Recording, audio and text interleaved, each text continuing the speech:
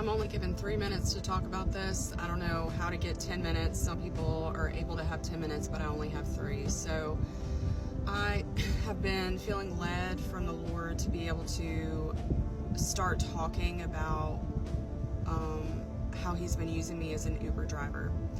I got terminated from my career last year in 2023. My health began to get in the way. I've been battling some health issues ever since I was in college, honestly, and it's made life really, really difficult for me, but I still, persevere and try to carry on. So I started Ubering, and I wasn't exactly sure that is what I needed to do, but it worked for my situation.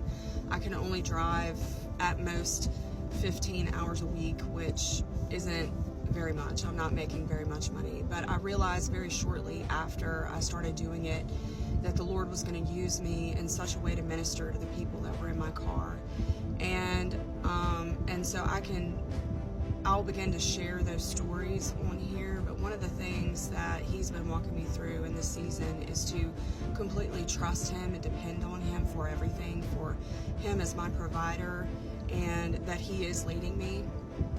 So last week, I was going through a situation. I was having car issues. I was having bills coming up. I didn't have the money to pay. I was crying. And I'm like, Lord, I trust You.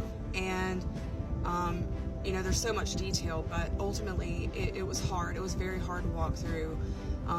But I trust Him. And there was a situation where I was getting very frustrated because riders would come through and I would try to select and I couldn't get them. And I'm like, Lord, I don't understand. Like, I need this money. And there was one that came through. It was $22, and I was really excited. I tried to select it, and another rider got it, and I was so frustrated, and I started crying.